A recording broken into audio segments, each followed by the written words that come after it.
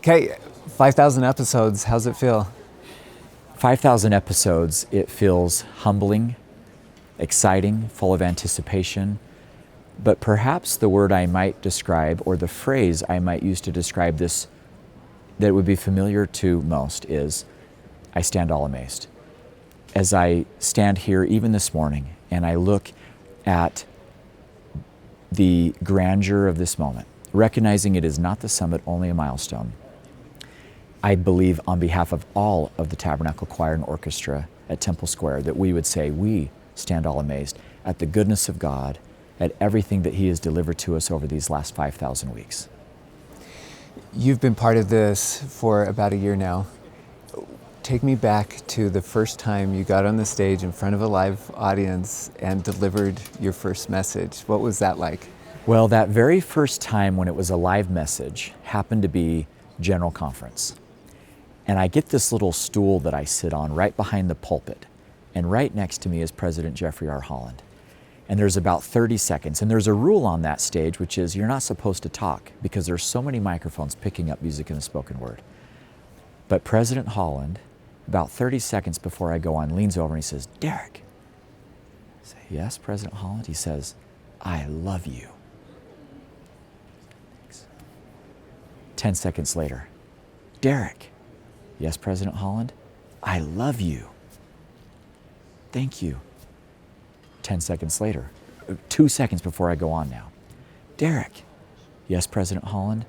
"I love you." By now I get the message. I turn over, "President Holland, I love you too." And that was my last interaction before I stepped up to that pulpit here with the 21,000 people and delivered my first spoken word. And it filled me. He did it on purpose. He knew what he was doing. It filled me with confidence. It filled me with hope. And it settled any nerves that I might have been feeling. What a great experience to have your first time.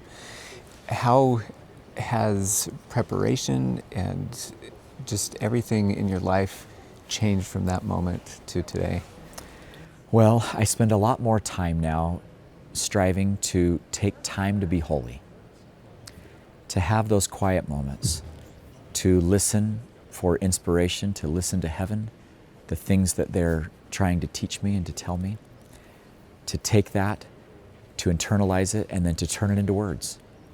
And I believe that more than being the writer of the spoken word, my calling is to be the translator of the spoken word, meaning to translate the feelings, the impressions that come, and to do my best, usually with great imperfection, to write a short 400-word message that might be universal and felt and appreciated by the world.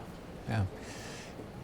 Have you received some feedback from people as they're listening to you, and maybe longtime listeners or viewers who have seen this change from Lloyd Newell to now Derek Porter? Absolutely, and I've heard it all, and I appreciate it all, and I'm so grateful for it. I've heard everything from, "Lloyd is irreplaceable," and I would say, "I totally agree. I totally agree," to others who say, "You're doing a great job." Regardless of the person, regardless of the feedback, I'm grateful for it because their personal feelings and impressions matter. And this is not about me, this is about all of us. And I am one small part of a very large and fast moving ship. What do you hope people get out of this 5,000th episode, but also future episodes? I hope that people walk away saying, I just had 30 minutes of renewal. I just had 30 minutes of confirmation that God is good, that He cares for me, and that He knows me. And then taking those feelings and walking through that week and saying, I can do this. I can move forward. I can carry on.